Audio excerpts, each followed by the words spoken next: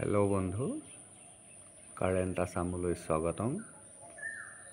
আজি আমি সাঁচি গছৰ বিষয়ে আকৌ এলানি আলোচনা আগবঢ়াবলৈ লৈছোঁ।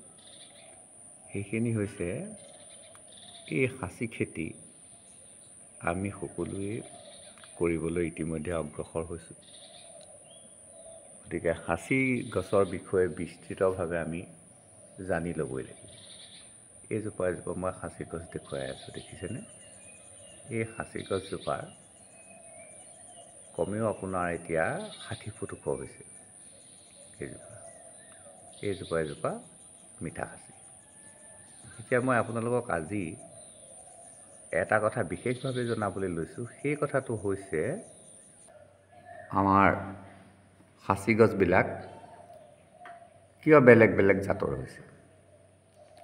কাৰণ গোটেইখিনিতো ভাল জাতৰ সাঁচি হ'ব লাগিছিল, কিন্তু বেলেগ বেলেগ জাতৰ আমি সাঁচি গছবিলাক পাই আছোঁ। মুখ্যতঃ সাঁচি গছক আচলতে দুটা ভাগতেই ভাগ কৰিছিলে, বা দুটা ভাগতেই ভাগ হৈছিল। এটা হ'ল আগৰ সৃষ্টি কৰিব পৰা সাঁচি গছ, আৰু এটা হ'ল আগৰ সৃষ্টি নোহোৱা সাঁচি গছ। এনেই আমাৰ একেবাৰে ভাষাত ক'বলৈ গ'লে মতা আৰু মাইকী দুটা ভাগেই আছিল। যিটো ভোলা সাঁচি আছিল, তাত প্ৰকৃত ভোলা সাঁচি, তাত মাল নধৰেই। আৰু এটা হ'ল আমি যাক মিঠা সাঁচি বুলি কৈছোঁ, সেই দুটাই আছিলে। কিন্তু পৰস্পৰ গৈ গৈ সাঁচি গছৰ ভাগ আমাৰ অসমত 17টা হৈছেগৈ, আৰু বাহিৰৰ দেশবিলাকত 7ত বিশটা হৈছে।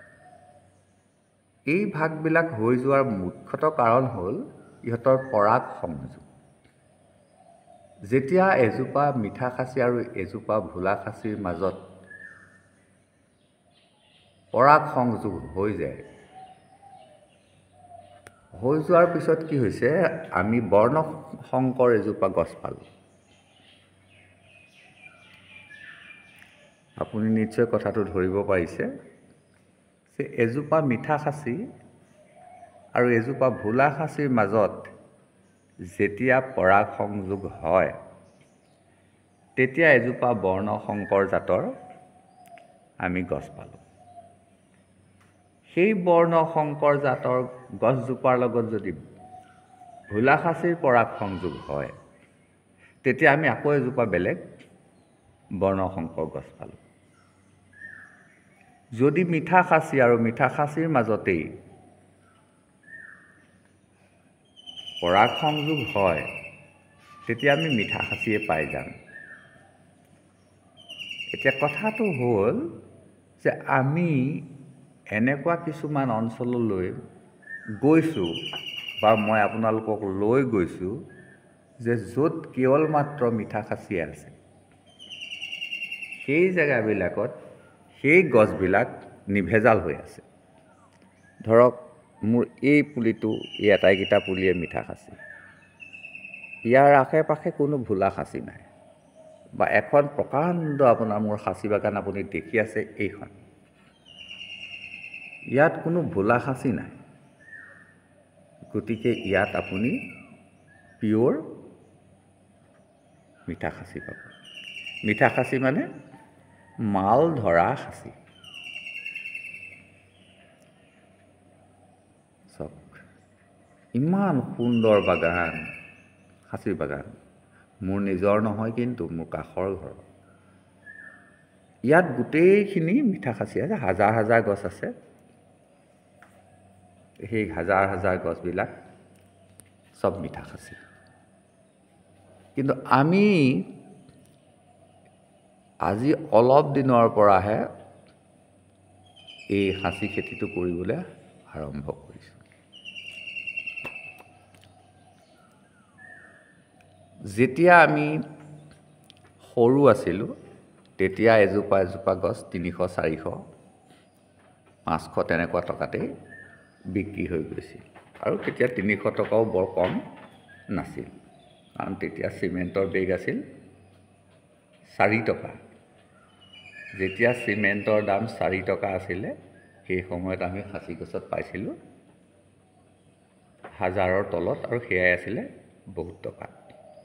কিন্তু লাহে লাহে কি হ'ল, লাখ টকালৈ গুচি গ'ল, আৰু ইয়াৰ মূল্যৱান প্ৰচুৰ বাঢ়ি গ'ল, আৰু যাবই। কাৰণ আমাৰ বস্তুখিনি ক'ত যায়? ডুবাই। মেইনলি আমাৰ যায় ডুবাইলৈ যায়, মায়ানগৰী। ডুবাই এনেকুৱা এডোখৰ জেগা, ডুবাই হ'ল একো নাইকিয়া এডোখৰ মৰুভূমি আছিল। সি বাংলাদেশৰ লগত একেলগে স্বাধীনতা লাভ কৰিছিল। তেওঁলোকে কেইজনমান মানুহ লগ লাগি, মাত্ৰ 7জন মানুহ লগ লাগি ডুবাইখন সৃষ্টি কৰিছিলে। ডুবাই মানে এখন দেশ নহয়, ডুবাই মানে নহয় এখন ৰাজ্য, ডুবাই হ'ল এখন সৰু নগৰ। কিন্তু সেই ডুবাইৰ কিছুমান বিশেষত্ব আছে, যে ডুবাইতে পৃথিৱীৰ বৃহত্তম অট্টালিকাবিলাক গঢ়ি উঠিলে। ইমানেই বৃহত্তম অট্টালিকা গঢ়ি উঠিলে, য'ত নেকি বিদেশী মানুহবিলাকে সেইবিলাক দেখি আকৃষ্ট হ'ল। যিবিলাক অতি দামী দামী গাড়ী আছে, সেইবিলাক ডুবাইতে আছে। আৰু ডুবাইখন এনেকুৱা এখন জেগা, মুছলিমেই হয়, কিন্তু এনেকুৱা এখন জেগা য'ত কোনো দুষ্কৃতিকাৰী নাই। আজি আমেৰিকা, লণ্ডনত গ'লে আপুনি গুলি খাই মৰি যাব লাগিব, কিন্তু ডুবাইত একেবাৰেই নিষ্কণ্টক। তাৰ পুলিচ বাহিনী সাংঘাতিক কৰ্মদক্ষ। কোনোবাই যদি বেয়া কাম কৰিব, অসৎ কাম কৰিব, দেশ বিৰোধী কাম, জনসাধাৰণৰ বিৰোধী কাম কৰিব, সি সাংঘাতিক ধৰণৰ শাস্তিৰ সন্মুখীন হ'ব লাগিব। মেইনলি হ'ল তাত একেবাৰে শান্তিময় জেগা, একেবাৰে সুখকৰ জেগা, একেবাৰেই তাত দুষ্কৃতি নাইকিয়া দেশ হ'ল ডুবাই, য'ত আপুনি দিনে ৰাতিয়ে অবাধে ঘূৰি ফুৰিব পাৰিব, পুৰুষেই হওক বা মহিলাই হওক। আপুনি বিনা দ্বিধাই একেবাৰে নিজৰ ঘৰৰ ৰুমটোত ঘূৰি ফুৰাৰ দৰে সেই নগৰখনত, ডুবাইত আপুনি ঘূৰি ফুৰিব পাৰিব। আৰু আপুনি অৱসৰ বিনোদন, আপুনি সাগৰৰ পাৰত যাব পাৰিব। আপুনি তাত মৰুভূমি অঞ্চলো আছে, তাতো আপুনি ঘূৰিব ফুৰিব পাৰিব। আনকি তাত উট আছে, উটবিলাক ৰবট উটতো আপুনি উটবিলাকত উঠিব পাৰিব। আৰু লাহে লাহে চাওঁতে 50 বছৰৰ ভিতৰতে ডুবাইখন এনেকুৱা এখন শক্তিশালী নগৰ হৈ পৰিল, যে পৃথিৱীৰ আটাইতকৈ ধনী মানুহবিলাক, আটাইতকৈ ধনী দেশৰ মানুহবিলাকে তাত অৱসৰ বিনোদন কৰিবলৈ যাবলৈ ধৰিল। আৰু বৈদেশিক মুদ্ৰাত তেওঁলোক অতি চহকী হৈ পৰিল। আৰু এটা কথা আপুনি মন কৰক, আজি আমাৰ ভাৰতত বা আজি আমাৰ অসমত যদি আপুনি কিবা এটা ব্যৱসায় কৰে, এটা মোটা অংকৰ আপুনি টেক্স দিব লাগে চৰকাৰক, GST দিব লাগিব। কিন্তু ডুবাইত তেনেকুৱা কথা নাই। ডুবাইত যিয়ে ব্যৱসায় নকৰক, যিয়ে আপুনি টকা যেনেকৈয়ে নঘটক, তাত কোনো GST নাই। গতিকে দেশবিলাক সাংঘাতিক ধৰণেৰে আগবাঢ়ি গুচি গৈছে। আৰু এটা কথা হৈছে কি, তাত যিখিনি দুখীয়া মানুহ আছে, সেই দুখীয়া মানুহখিনিৰো কিন্তু কোনো দুখ নাই, কাৰণ তেওঁলোকক ধনী মানুহবিলাকে খাবলৈ যাৰ অবাধ আছে তেওঁলোকে, অৰ্থাৎ তেওঁলোকৰ এখন চৰকাৰ গঠন হ'ল, সেই চৰকাৰখনেই তেওঁলোকক খাবলৈ দিয়ে। গতিকে অশান্তি বোলা বস্তু তাত মুঠেই নাই। আৰু এতিয়া ডুবাইখন এনেকুৱা এখন ঠাই হ'ল, আমাৰ আটাইতকৈ দামী দামী কোটি টকীয়া যে গাড়ীবোৰ আমাৰ ইয়াত আমি দুখন এখন দেখিছোঁ, তাত তেনেকুৱা গাড়ী হাজাৰ হাজাৰ পৰি আছে। হাজাৰ হাজাৰ তেনেকুৱা অচল গাড়ী, কোটি কোটি টকীয়া গাড়ী পৰি আছে। হেল্ল' বন্ধু, তেনেকুৱা ডুবাইলৈকে গুচি যায় আমাৰ এই আঁতৰ। তেওঁলোকে কিন্তু এইটো নেভাবিব, তেওঁলোকৰ মাত্ৰ 10%হে তেওঁলোকে তেল উৎপাদনৰ পৰা পায়। মানে ইমানেই তেওঁলোকৰ আয় আছে, 10%হে কিন্তু তেলৰ পৰা আহে। তেওঁলোকে তেলত চহকী বুলি আমি ক'ব নোৱাৰোঁ। আমি এতিয়া এইটো কথা কেলৈ টানি আনিলোঁ, আজি ডুবাইৰ কথাটো আমি কিয় টানি আনিবলগীয়া হৈছে, যে আমাৰ এই যিটো আগৰ বা যিটো আঁতৰ, ই গৈ ডুবাইত প্ৰৱেশ কৰে। আগতে মই উল্লেখ কৰিছোঁৱেই, প্ৰায় 15খন আমাৰ অসমীয়া মানুহে তাত আঁতৰৰ হ'লচেল দোকান ৰাখিছে। তাত কেৱল অসমৰ আঁতৰ পোৱা যায়, কাৰণ পৃথিৱীৰ ভিতৰত অকল অসমতেই এই জিৰোজেৰা ইকুৰিলেৰা পোকটো আছে, অৰ্থাৎ প্ৰাকৃতিকভাৱেই প্ৰস্তুত হোৱা আগৰটো অকল অসমতহে আছে। পৃথিৱীৰ যিমান দেশেই আগৰ উৎপাদন নকৰক কিয়, সাঁচি খেতি নকৰক কিয়, আমাৰ অসমৰ নিচিনা সাঁচি গছ ক'তোৱেই নাই। আৰু লাহে লাহে লাহে লাহে কি হৈছে, একেবাৰে সাঁচি গছৰ সোঁতটো এতিয়া ডুবাইলৈ ববলৈ আৰম্ভ কৰিছে। আগতেই কৈছোঁ যে আমাৰ পৰা এই সাঁচি গছৰ যিখিনি আগৰ কেঁচা মাল মানে আমাৰ নাহৰণি অঞ্চললৈ গুচি যায়। নাহৰণি অঞ্চলৰ পৰা আপোনাৰ হোজাইলৈ গুচি যায়, আৰু হোজাইৰ পৰা ডুবাইলৈ গুচি যায়। ডুবাইতে আছে কোটি কোটি টকা দি এই আগৰ কিনি ল'ব পৰা ধনী মানুহবিলাক। মন কৰক, আমাৰ গোটেই সাঁচি গছবিলাকৰ সৰহ সংখ্যক তালৈকে গুচি যায়, আৰু তাতেই গুচি যায় গোট খাই পৃথিৱীৰ বৃহৎ ধনী ধনী মানুহবিলাক। ইৰাকৰ, ইৰাণৰ, চৌদি আৰবৰ, কটকৰ, কুৱেটৰ, এই গোটেই মানুহবিলাক তাতেই গোট খায়, আৰু তেওঁলোকে এই আঁতৰখিনি বা আগৰখিনি কিনি লৈ যায়। সাঁচি গছৰ আঁতৰৰ এটাই বাহাদুৰি আছে, এটাই বিশেষত্ব আছে, তাক যেতিয়া আপোনাৰ গাত লগাই দিব, আপোনাৰ দেহাৰ কোনো অংশত লগাই দিব, সি স্কিনৰ ভিতৰলৈকে সোমাই যায়, আৰু সি বহু দীৰ্ঘ সময় ধৰি সুগন্ধি বিয়পাই থাকে।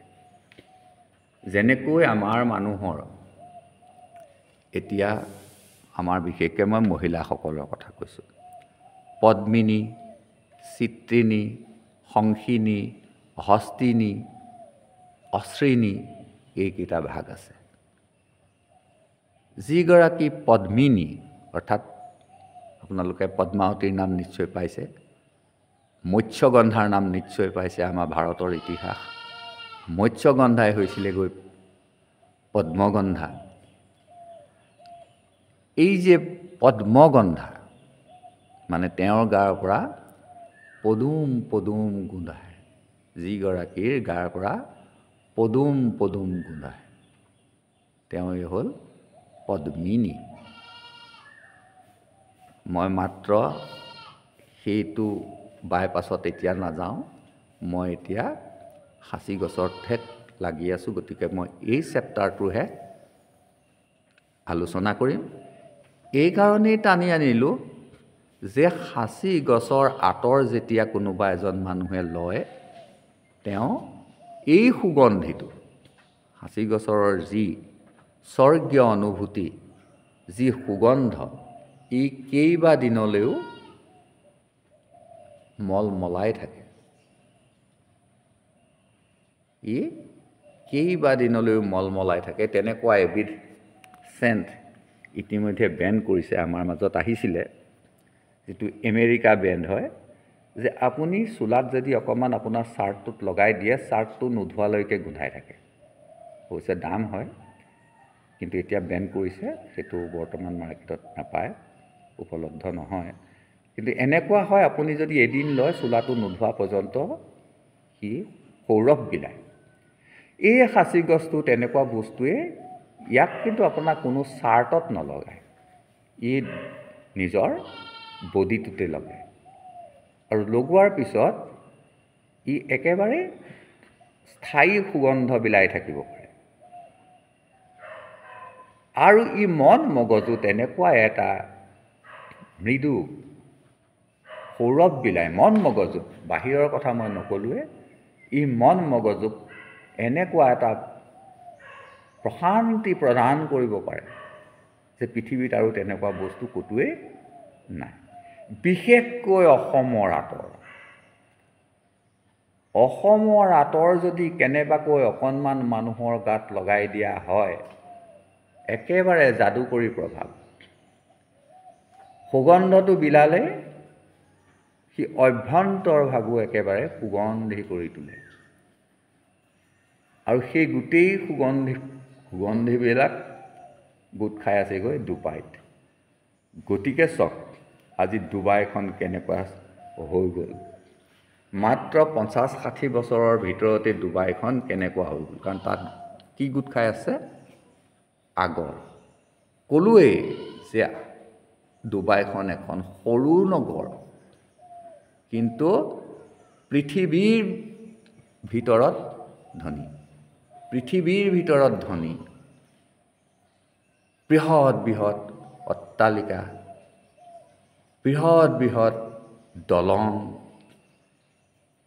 বৃহৎ বৃহৎ শ্বপিং মল এই ডুবাইতে আছে। এতিয়া আমি ডুবাইখন দখল কৰিব লাগে। আমাৰ কাম হ'ল আমি সেই ডুবাইখন দখল কৰিব লাগে। কেনেকৈ? এই সাঁচি গছৰ যোগেদি। আমাৰ বাৰীৰ সাঁচি গছজোপা যাব ডুবাইলৈ, আৰু আমি পাম বৈদেশিক মুদ্ৰা। আৰু আমি এই সাঁচি খেতি কেনেকৈ কৰিম? আমি সাঁচি খেতিটো এনেকৈ কৰিম যে আমি 5 বছৰৰ পৰা 10 বছৰৰ ভিতৰত এজোপা গছ ৰোপণ কৰি, বিক্ৰী কৰি আমি টকাটো আদায় কৰিম।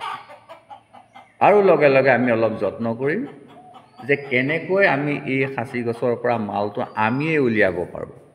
এই সাঁচি গছজোপা আমিয়েই ৰুম, আমিয়েই কাটিম, আমিয়েই মাল উলিয়াম, আমিয়েই ইয়াৰ আগৰখিনি আমাৰ ঘৰতেই সঞ্চয় কৰিম, আৰু আমিয়েই অধিক দামত বিক্ৰী কৰিম। কাৰণ ইয়াৰ কাৰণে আপোনাৰ কোনো বিশেষ প্ৰশিক্ষণ ল'ব দৰকাৰ নাই। আপুনি মাত্ৰ এডাল সাঁচি গছ কাটি যদি আপুনি তাত দা চলাই দিয়ে, বটালি চলাই দিয়ে, দেখিব যে আপুনি এজন পৈণত আগৰ ব্যৱসায়ী হৈ গ'ল। একোৱেই কৰিব নালাগে। আপুনি আমাৰ যি নাহৰণি অঞ্চলত প্ৰত্যেকজন মানুহেই এই কামটো জানে।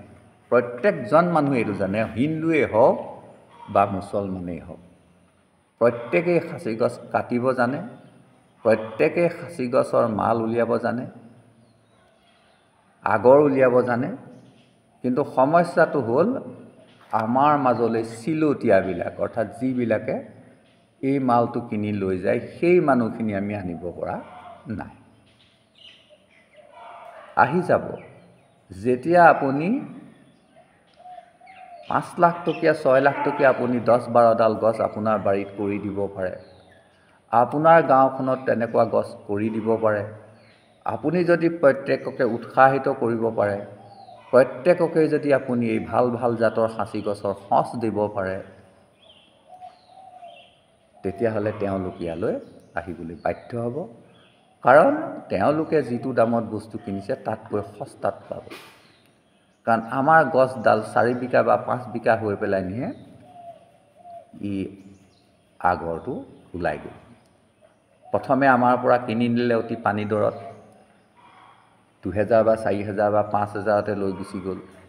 তেওঁ নি পেলাই 10,000ত বিকিলেগৈ। আকৌ তেওঁৰ পৰা কোনোবাই ল'লে 15,000ত কিনিলে। আকৌ গৈ পেলাই একেবাৰে ডেগৰ মালিকৰ ওচৰত গ'ল, তেওঁ হয়তো সেইডালত 50,000 টকা দিলে 2000 টকীয়া গছডালত। তেওঁলোকে কাটি কুটি পেলাই তাত লাখ টকীয়া মাল ওলালে। মাত্ৰ 10 গ্ৰাম মাল উলিয়াব পাৰিলেও তেওঁলোকে লাখ টকা পায়। আপুনি চিন্তা কৰকচোন, আপুনি বিক্ৰী কৰা গছডালত বাৰু 10 গ্ৰাম মাল নাইনে? কেজি হিচাপত আছে। আপুনি বা মই বিকা গছডালত কেজি হিচাপে আগৰ আছে, আৰু যিখিনিত আগৰ উলিয়াবলৈ যাওঁতে চুচি যিখিনি চুচ ওলালে সেইখিনি কেজি হিচাপত বিক্ৰী হৈ যায়, আৰু সেইখিনিৰ পৰা আঁতৰ তৈয়াৰ কৰা হয়, যিটো কিনিবৰ কাৰণে মানুহ ডুবাইলৈ দৌৰ মাৰিছে। বিভিন্ন দেশৰ মানুহ ডুবাইলৈ দৌৰ মাৰিছে। কেলে? আঁতৰ কিনিবলৈ গৈছে। আৰু সাধাৰণতে ইছলাম ধৰ্মত, ইছলাম মানে কি? শান্তিৰ ধৰ্মত এই আগৰ লাগিবই, আঁতৰ লাগিবই। আমি এতিয়া চাওক, এটা সৰু কথা যদি চাওঁ, আমাৰ যদি এজন মানুহ ইহলীলা সম্বৰণ কৰে, আমি লেতেৰা কাপোৰ পিন্ধি আমি শ্মশানলৈ যাওঁ। কাৰণ আমাৰ সেইটো পৰম্পৰা।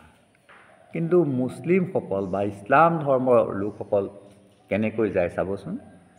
সুন্দৰ সুন্দৰ ড্ৰেছ কৰি যায়, বাকচৰ পৰা সুন্দৰ সুন্দৰ ড্ৰেছ কৰি যায়, আঁতৰ ঘঁহি যায়, এটা সুন্দৰ পৰিৱেশৰ সৃষ্টি কৰি যায়, যাতে মৃত দেহৰ পৰা নিৰ্গত হোৱা যিখিনি অপৰিষ্কাৰ বস্তু বুলি ক'লোঁ, বা আমাৰ দেহাৰ কাৰণে ক্ষতিকাৰক পদাৰ্থ নিৰ্গত হয়, সেই বস্তুখিনিয়ে যাতে আমাক এটেক কৰিব নোৱাৰে।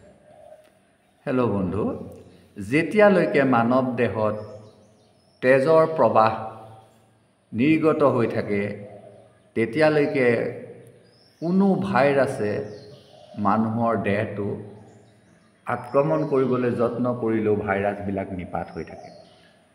কিন্তু যেতিয়াই তেজৰ সুঁতি বন্ধ হৈ যায়, আমাৰ প্ৰাণবায়ু ওলাই গুচি যায়, তেতিয়া আমাৰ দেহটোক ভাইৰাছবিলাকে আক্ৰমণ কৰে, আৰু লগে লগে কি হয়?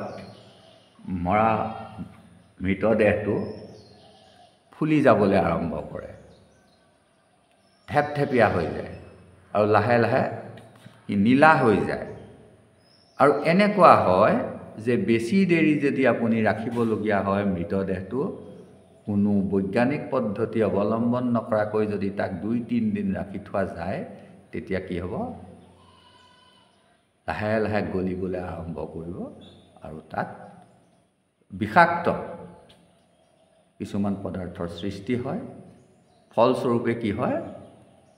সংক্ৰমণ হয়।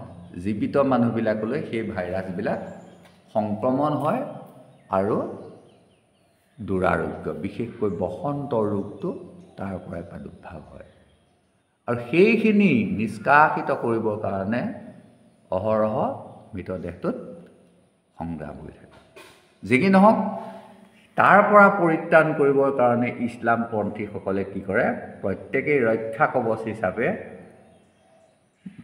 আঁতৰ ঘঁহে, গোটেই দেহটোত আঁতৰ ঘঁহে, আৰু সেই মৃত দেহটোতো তেওঁলোকে আঁতৰৰ ঘঁহে।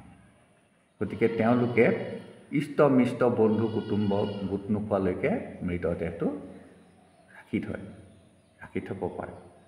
আৰু তেওঁলোকে যি ধৰ্মীয় পৰম্পৰা, সেই ধৰ্মীয় পৰম্পৰাৰে তেওঁলোকে সৎকাৰ কৰে, অৰ্থাৎ জানাজা সম্পন্ন কৰে। আৰু সেই জানাজা সম্পন্ন কৰা যিখিনি পদ্ধতি অতি সুন্দৰ। আজি আমি হিন্দু মুছলিম কৈ আছোঁ, কিন্তু মুছলিমৰ পৰা আমি শিকিব লগা বহু কথা আছে। যেনেকৈ আমি চিধাই দাম খাই আহোঁ, তেওঁলোকে হালাল কৰে। অৱশ্যে মোৰ ভুল হ'ব পাৰে, কাৰণ ইছলাম ধৰ্মৰ বিষয়ে মোৰ বিশেষ একেবাৰেই জ্ঞান নাই। তথাপিতো মই ক'ব বিচাৰোঁ যে যিটো হালাল পদ্ধতি সেইটো অতি উত্তম। কেলৈ উত্তম? আমাৰ হিন্দুসকলে যেতিয়া হাঁহ পাৰ কুকুৰা এটা মাৰে, মুচৰা মাৰি দিয়ে। মুচৰা মাৰি দিওঁতেই সেই জীৱটো ইমানেই আতংকিত হৈ যায়, গোটেই ব্লাডটো বিষাক্ত হৈ যায়, আৰু সেই মাংস খোৱাৰ অনুপযোগী হৈ যায়। হেল্ল' বন্ধু, একেবাৰে সত্য কথা যে যেতিয়া জীৱটো আতংকিত হৈ যায়, গোটেই শৰীৰটোৱে আচলতে বৰ্জনীয় হৈ যায়, কিন্তু আমাৰ হিন্দুসকলে সেইটোকে গ্ৰহণ কৰে। কিন্তু ইছলামপন্থীসকলে ইমান আলফুলে সেই জীৱটো হত্যা কৰে, মানে হালাল কৰে, তেতিয়া কিন্তু সেই যিটো প্ৰবাহ, মাংসখিনি যে বেয়া হৈ যোৱা ছিষ্টেম, সেইটো নহয়, আৰু ব্লাডখিনি বাহিৰলৈ গুচি যায়। গতিকে মাংসখিনি খোৱাৰ উপযোগী হয়। চাওকচোন, আমি তেওঁলোকৰ পৰা সেই কথাখিনি আমি শিকিবহে লাগে। সেইখিনি ভাল পদ্ধতি। আৰু মৃতদেহ সৎকাৰ কৰোঁতে, অৰ্থাৎ জানাজা দিওঁতে তেওঁলোকৰ এটা সাংঘাতিক পৰম্পৰা আছে। সেইটো হ'ল তেওঁ কাৰোবাক কিবা টকা পইচা দিবলৈ লেনদেন থাকিল নেকি, এই কথাটো বিচাৰ নকৰাকৈ জানাজা সম্পন্ন নকৰে। কিন্তু আমাৰ হিন্দু ধৰ্মত তেনেকুৱা নহয়। অৰ্থাৎ আমাৰ আত্মাটোৱে গতি পোৱাত কোনোবাখিনিত বাধাৰ সৃষ্টি হয়। কাৰণ আমাৰ তেনেকুৱা কোনো প্ৰথা নাই যে মৃতকক সৎকাৰ কৰাৰ আগত তেওঁ কিমান টকা কাক দিবলৈ আছিল সেইটো বিচাৰ কৰা নহয়, মাত্ৰ মানুহজনক জ্বলাই দিয়া হয়। কিন্তু ইছলাম ধৰ্মত সোধা হয় যে কাৰোবাক কিবা লেনদেনৰ আছে নেকি। যদি কয় যে আছে, কোনোবা এজনে যদি কয় যে আছে, মই এওঁৰ পৰা ইমান পইচা পাবলৈ আছে, তেতিয়া তেওঁৰ বংশধৰসকলে দায়িত্ব ল'ব লাগিব যে এই আত্মা মুক্ত হওক, এই আত্মা স্বৰ্গলৈ যাওক, আৰু তেওঁৰ যিখিনি লেনদেন আছে সেইখিনি মই পৰিশোধ কৰিম, বা এতিয়াই কৰিছোঁ, পৰিশোধ কৰিছোঁ, আৰু তেওঁ পইচাটো দি দিব লাগিব, বা কোনোবাই দায়িত্ব ল'ব লাগিব। তাৰপিছতহে জানাজা হয়। আৰু তেওঁলোকৰ সেই গাঁতখনৰো বিশেষ নিয়ম আছে। মাইকী মানুহৰ ধৰক এবুকু খানিব লাগিব, মতা মানুহৰ নাভিলৈকে খানিব লাগিব। এইবিলাকো তেওঁলোকৰ নিয়ম আছে। সেইবিলাকত মই নোসোমাওঁ, কাৰণ মই বৰ বিশেষ নাজানো। এইকাৰণেই বস্তুটো টানি অনা হৈছে। সেই সময়ত কিন্তু তেওঁলোকে প্ৰচুৰ আগৰ ব্যৱহাৰ কৰে, আৰু সেই আগৰখিনি তৈয়াৰ হৈছে আপোনাৰ মোৰ বাৰীতে হৈছে। কিন্তু আমি ব্যৱহাৰ নকৰোঁ। এই খাচী গছডাল দেখিছেনে? এই যে দাগটো আপুনি দেখিছে, এই দাগটো চাওক, মাল। ইয়াৰ এই গোটেই গছজোপাতে একেবাৰে আগৰ থোপ খাই আছে। অৰ্থাৎ এইজোপা হ'ল বহুত লাখ টকীয়া গছ। এতিয়া এই বহু লাখ টকীয়া গছজোপা আমি একেবাৰে পানী দৰতে বিকি দিবলগীয়া হৈছে। কেলৈ পানী দৰত বিকি দিবলগীয়া হৈছে? এটা বান্দৰে যদি এটা নাৰিকল পায় সি ছিঙি দলিয়াহে দিব, সি কিন্তু তাৰ স্বাদটো ল'ব নোৱাৰে, কাৰণ সি নাৰিকলটো বকলিয়াই তাৰ ভিতৰত যে এটা বস্তু আছে সেই কথাটো হয়তো বান্দৰটোৱে নেজানে। জানিলেও ওপৰখনে ইমান টান, তাৰ ভিতৰত তাতোতকৈও টান, ইমানখিনি সিহঁতি কৰিবলৈ সক্ষম নহয়, কাৰণ বান্দৰৰ স্বভাৱটো হ'ল জঁপিয়াই ফুৰে। বান্দৰ কেতিয়াও একে ঠাইতে নাথাকে, যিমান ভাল গছ নহওক সি সদায় জঁপিয়াই থাকে, গতিকে সি কেতিয়াও নাৰিকল খাবলৈ সক্ষম নহয়। ঠিক তেনেকৈ আমিও আমাৰ এই গছডালিৰ ভিতৰত লাখ টকা সোমাই আছে, কিন্তু আমি উলিয়াই ল'বলৈ সক্ষম নহয়। হেল্ল' বন্ধু, এতিয়া আমি অক্ষমকো সক্ষম কৰিবলৈ গৈ আছোঁ। মই আপোনালোকক কৈ আছোঁ যে মই পুলি দিম, মই মিঠা খাচীৰ পুলি দিম, আপোনালোকে মোৰ পৰা কিনক বা আপুনি আনৰ পৰাও কিনক, কিন্তু আপুনি মিঠা খাচী কিনক। আকৌ মই কৈ আছোঁ যে আপুনি কোন অঞ্চলৰ পৰা সংগ্ৰহ কৰিব, যি অঞ্চলত প্ৰচুৰ মিঠা খাচী আছে, সেই অঞ্চলৰ পৰা আপুনি যদি পুলি সংগ্ৰহ কৰে আপুনি ঠগ নাখায়। পৰহি মই এটা ভিডিঅ' দিছোঁ যে তাত ইমান সোপাই মিঠা খাচী পুলি দেখুৱাই দিছোঁ, 4 ফুট 5 ফুট ওখ হৈছে, মানুহ ঘৰে ৰোৱা নাই, কিন্তু প্ৰত্যেকটোৱে মিঠা খাচী, আৰু সেই পুলিবোৰ কিন্তু এটাও নমৰে। কিন্তু আপুনিও তেনেকৈ মোৰ পৰা যেতিয়া পুলি নিব বা আনৰ পৰা পুলি নিব, আপুনি আপোনাৰ ঘৰতে 2 বছৰ ৰাখি দিয়ক, এবছৰ কি 2 বছৰ ৰাখি দিয়ক, খালি পলিথিনখিনি ডাঙৰ হ'ব লাগিব। 2 বছৰ ৰাখি আপুনি 5 ফুট ওখ নোৰোঁতেই কৰক, আপুনি ধুনীয়াকৈ তেতিয়া চিনি পাব যে এইটো কি খাচী। যদি আপুনি পতিয়ন যায় যে এইটো মিঠা খাচী নহয়, আপুনি পেলাই দিয়ক, সেইটো নোৰুব, বা অলাগতিয়াল জেগাত আপুনি ৰুই থওক। যিটো আপুনি পতিয়ন যাব এইটো যে একদম পিয়'ৰ মিঠা খাচী, সেইটো আপুনি খুব সযতনে ৰুব। মোৰ এই পুলিটো দেখিছেনে, মিঠা খাচী।